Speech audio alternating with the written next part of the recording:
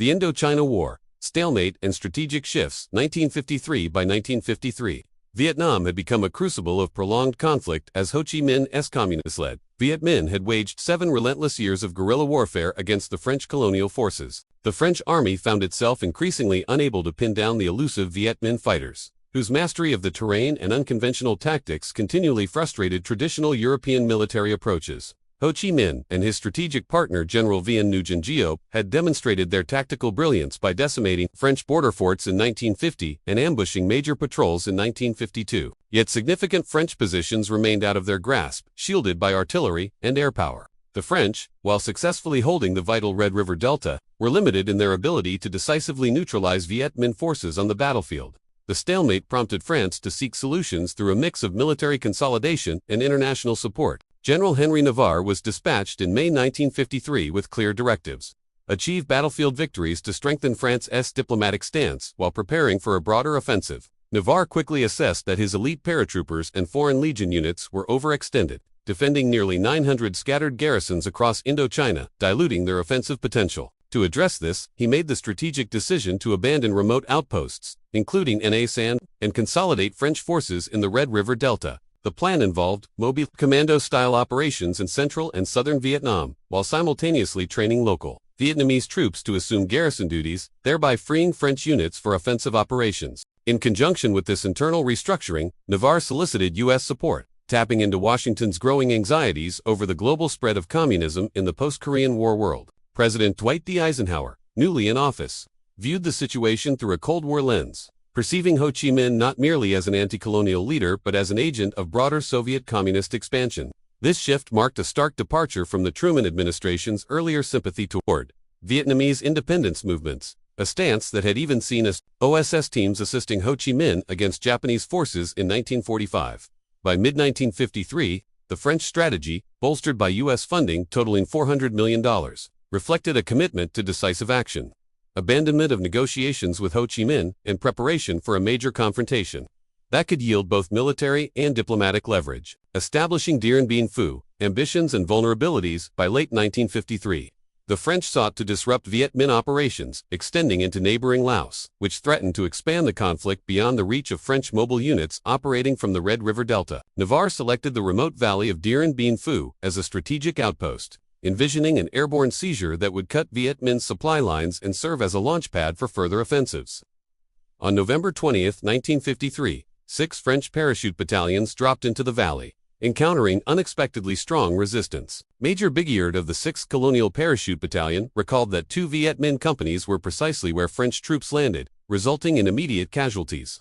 Despite these challenges, the French quickly established a fortified airhead, bringing in bulldozers, heavy equipment, artillery, 10 M24 Chaffee tanks, and 9 Bearcat fighter bombers. The plan was for Dien Bien Phu to function as a fully resupplied base via its 2 airstrips, with the capacity for offensive patrols and raids deep into Viet Minh territory. By early 1954, the base had evolved into a formidable fortress with 9 defensive bastions arranged in inner and outer rings, although several key positions were isolated and vulnerable. French artillery commander Colonel Charles Piroth expressed overconfidence in his guns, asserting that no Viet Minh artillery would survive 3 rounds. However, critical flaws became evident. The valley was 275 kilometers from Hanoi, out of range for quick ground support, with defenses less robust than those at Nha San, gaps between bastions, and artillery insufficient relative to the camp's size. Even the strategically vital airstrip was overlooked by forested hills, presenting the French with a vulnerability that the Viet Minh would exploit. Despite recognizing these shortcomings, French commanders were confident, banking on superior firepower and mobility to withstand any potential siege.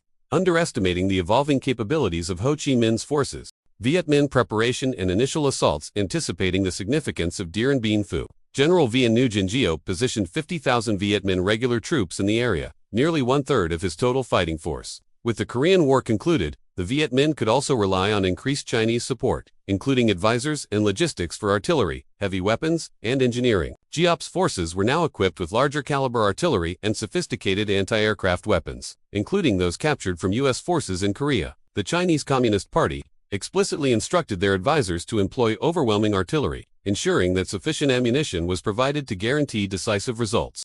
As French reconnaissance and bombing campaigns attempted to disrupt Viet Minh movements, Vietnamese porters carved over 500 kilometers of concealed supply routes, successfully masking the transportation of approximately 240 artillery pieces, mortar, recoilless, rifles, and flak guns into positions overlooking the French base. The concentration of manpower and resources by Giap was risky, leaving other regions lightly defended, but the strategic gamble aimed to secure an overwhelming advantage at Dien Bien Phu, potentially shaping the terms of anticipated diplomatic negotiations in April 1954.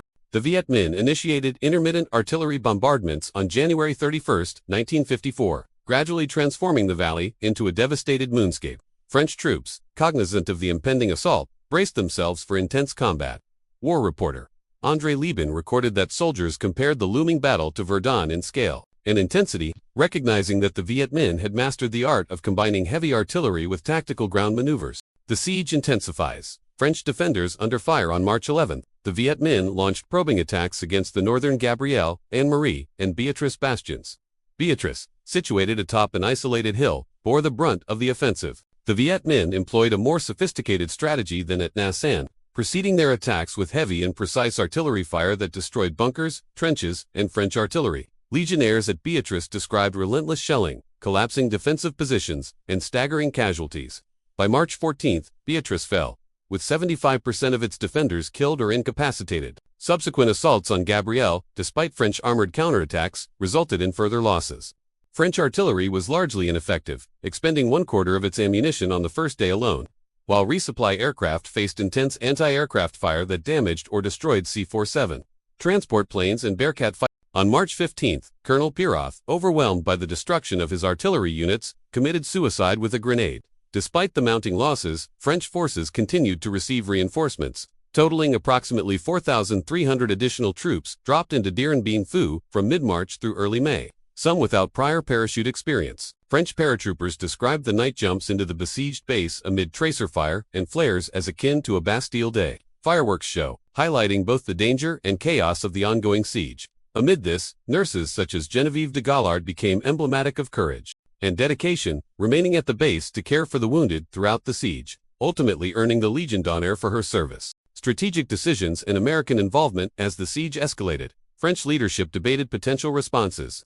Operation Condor proposed a relief column advancing from Laos. Operation Albatross envisioned a garrison breakout toward friendly positions, and Operation Vulture entailed requesting U.S. military intervention, specifically heavy B-29 bomber support against Viet Minh artillery and anti-aircraft positions. While Washington debated the realities of U.S. military commitments in Asia, particularly following the Korean War, constrained direct intervention, Secretary of State John Dulles and Vice President Richard Nixon advocated for aggressive action, even considering atomic capabilities, while other policymakers, including General Matthew Ridgway and Lyndon B. Johnson, warned that unilateral U.S. involvement could provoke Chinese intervention and strain resources. Eisenhower sought a unified international approach, appealing to Britain's Winston Churchill, but the proposal met tepid support in London, where public sentiment favored negotiation over escalation. As a result, the United States provided indirect support, with 37 CIA-affiliated civil air transport pilots flying 682 resupply missions to Dien Bien Phu. This limited assistance underscored the geopolitical tightrope France navigated, facing a growing Viet Minh offensive, reliant on U.S. aid, yet unable to secure a broader coalition.